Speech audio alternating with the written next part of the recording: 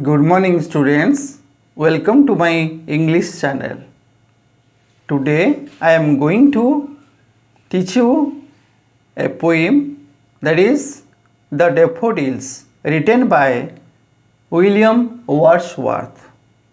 First, we know something else about the poet William Wordsworth. This poem is a wonderful literary piece of nature's description. It was written as a lyric poem to capture the beauty of the wildflowers and express a deeper feeling and emotions of the poet. Imagination has been the source of Wordsworth's poetry. Nature is seen as a guide, a source of wisdom in every poetic works of Wordsworth. Simplicity, mysticism, spontaneity, and individual freedom are the key notes of Wordsworth's poetry. So now we come to the first stanza. I wandered lonely as a cloud that floats on high over vales and hills, when all at once I saw a crowd, a host of golden daffodils, beside the lake, beneath the trees, fluttering and dancing in the breeze. So, when the poet endlessly wandering beside a lake, at that time I wandered lonely as a cloud. कवि कहते मु गोटे cloud भाव बुलूली that floats on high over vales and hills, जहाँ hills आउ valleys उपरे घूरी बुले, when all at once, when जेते बेले all at once हठात I saw a crowd, that means a crowd of daffodils, मुझे जेते बेले हठात a large number of daffodils को देखिली, a host means a large number. Host means a large number. Host means a large number. A host of golden daffodils, because here according to the poet the daffodils are golden in color. Golden daffodils beside the lake, that means beside the lake, beneath the trees, that means गछर तले fluttering and dancing in the breeze. That means the daffodils are fluttering and dancing in the breeze. So in this stanza we come to know that once the poet was wandering pointlessly beside a lake, he was all alone to wander freely akin to a patch of clouds floating in the sky over the valleys and hill. Suddenly, he could view the large number of daffodils gathered by the side of the lake. They were sheltered under a growing tree According to the poet, the daffodils resembles the color of gold, and the airy breeze made them wave and dance, rejoice and play. However, the poet could not estimate their number as they spread along extensive sides of the lake. So this is the meaning of the first stanza. Then we come to the second stanza. Second stanza. Continuous as the stars that shine and twinkle on the Milky Way, they stretched in never-ending line along the margin of a bay. 10,000 saw I at a glance, tossing their heads in sprightly dance. So what is the meaning of sprightly? Lively. Sprightly, lively. জীবন্ত ভাବରେ. So continuous as the stars that shine. Stars ମାନେ ଯେମିତି sign କରନ୍ତି continuous ଭାବରେ, ତାଙ୍କର ଯେମିତି କେମିତି ବନ୍ଦ ନଥାଏ, ଠିକ୍ ସେଇଭଳିଆ continuous as the stars that shine and twinkle on the Milky Way, ତାଙ୍କର ଚକଚକ କରୁଥିବା ଷ୍ଟାର୍ ମାନେ ଚକଚକ କରୁଥିବା ବାଟକୁ ମିଲ୍କି ୱେ ବୋଲି କହନ୍ତି। ଠିକ୍ ସେଇଭଳି ଦେ ଷ୍ଟ୍ରେଚ୍ଡ ଇନ୍ ନେଭର୍ ଏଣ୍ଡିଂ ଲାଇନ୍, ସେମାନେ ବିସ୍ତାରିତ ହୋଇଛନ୍ତି ନେଭର୍ ଏଣ୍ଡିଂ ଲାଇନ୍, ସତେ ଯେପରି ତାଙ୍କର ସମାପ୍ତି ନାହିଁ। ପୋଏଟ୍ଙ୍କର ଆଖି ପାଇଲା ପର୍ଯ୍ୟନ୍ତ ସେଗୁଡ଼ିକ ବିଚ୍ଛୁରିତ ହୋଇଛନ୍ତି।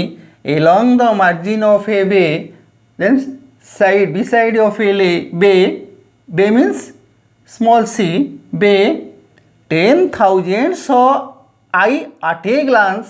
That means the poet did not count the flowers, but he mentioned 10,000, a large number of 10,000 saw I at a glance, tossing their heads and sprightly dance. So ସେମାନଙ୍କ ମୁଣ୍ଡ ହଲେଇ ଜୀବନ୍ତ ଭାବରେ ନାଚୁଥିଲେ, ସତେ ଯେପରି ଜୀବନ୍ତ ଭାବରେ ନାଚୁଥିଲେ। So now we come to the meaning of this second stanza. They resemble akin to innumerable shining stars that one could see in the night sky in the form of Milky Way. As the poet made an instant glance, he could see myriad of daffodils waving their heads as if they were rejoicing and dancing. ବୁଝିପାରିଲ? ତାପରେ ଆମେ third ଷ୍ଟାନ୍ଜାକୁ ଯିବା। Third Strandja.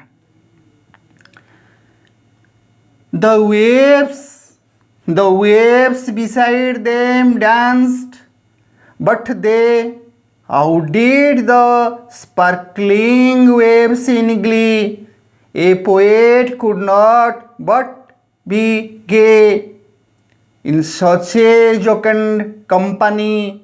I gazed and gazed, but little thought what wealth the show to me had brought.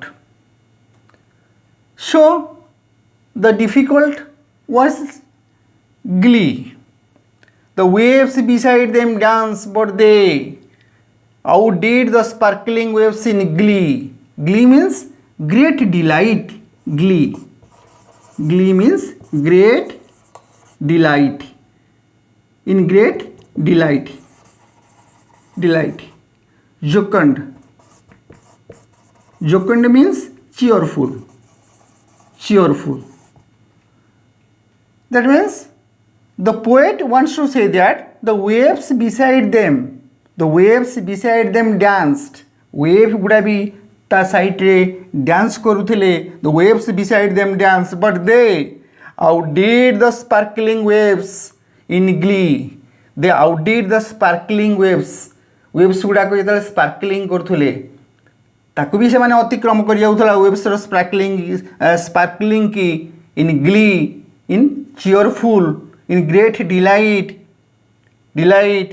the poet could not but be gay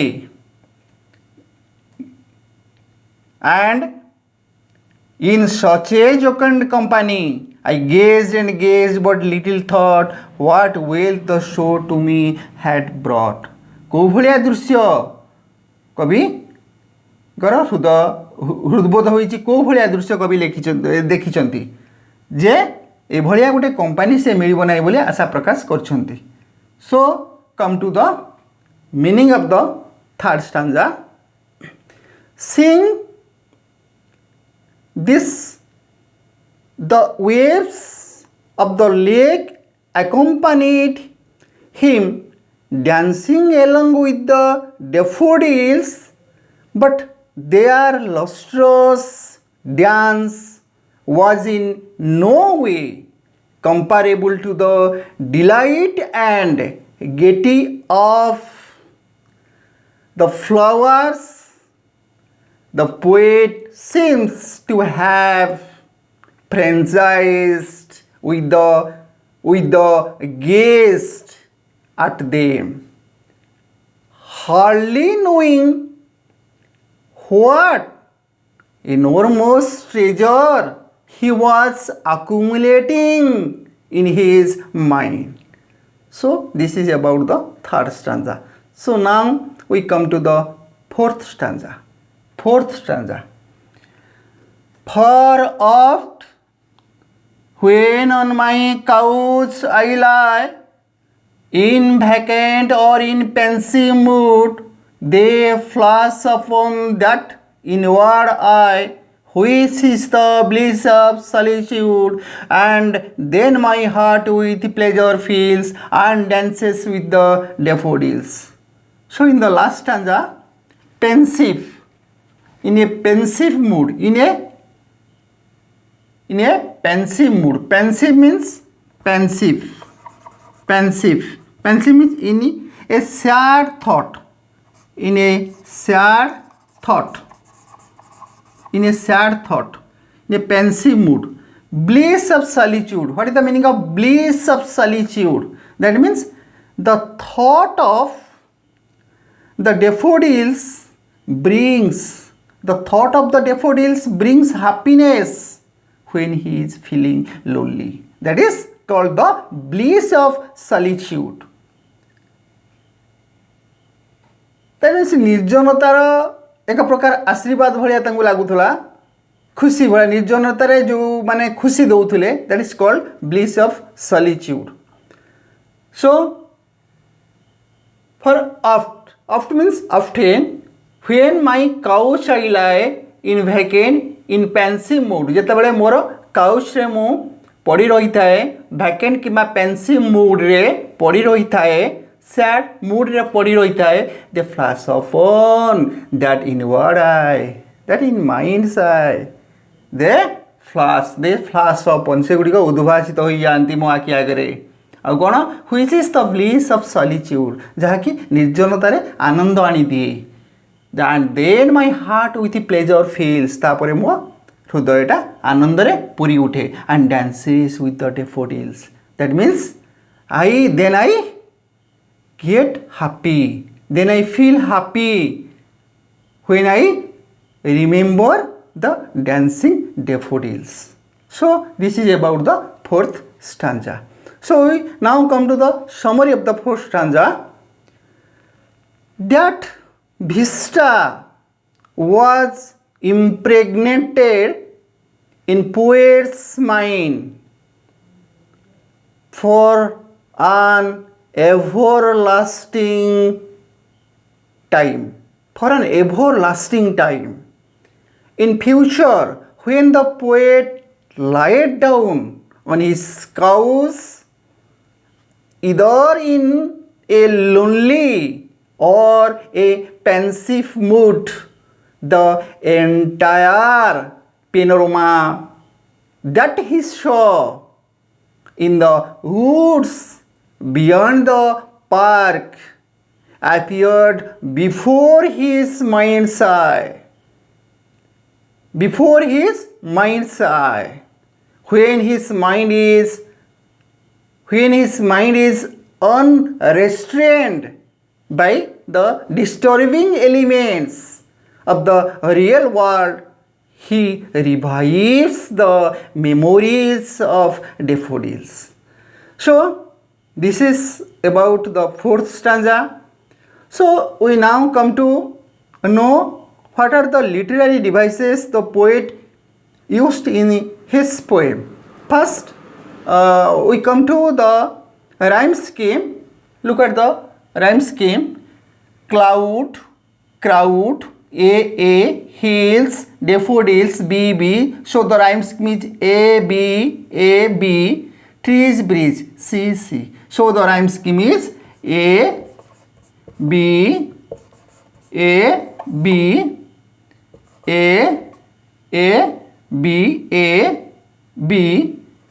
C. Then we come to the literary devices. That is, first the poet used here simile. I wandered lonely as a cloud. I wandered lonely as a cloud. So when the poets use as like, that means compare words, ସେତେବେଳେ ଆମେ ତାକୁ simile ବୋଲି କହୁ. ତେଣୁ ଏଠି he compares his loneliness with a cloud. Another simile is continuous as the stars that shine. Continuous as the stars that shine. So he compares the endless row of daffodils with countless stars. So it is a simile. Then the poet uses personification. That means he personified the objects here. The poet has personified the daffodils. Daffodils such as at once I saw a crowd. At once I saw a crowd, and also tossing their heads, sprightly dance. These are the human qualities. So here the poet personified the objects with human beings. Alliteration also used here. That means repetition of same consonant sounds. Here G sound in gazed and gazed. G sound continuously repeated. That is called alliteration. Assonance is also used here. Repetition of vowel sound as A in 10,000 I saw at a glance. A is used. Vowel sound is used. Also he used metaphor in the last stanza. In the last stanza he used one metaphor as they flash upon that inward eye. They flash upon that inward eye. They flash upon that inward eye. They flash upon that inward eye. Eye represents the sweet memory of daffodils. So also the poet uses imagery. The use of imagery makes the reader visualize the writer's feeling and emotions. So in this way the poet uses some literary devices and make his poem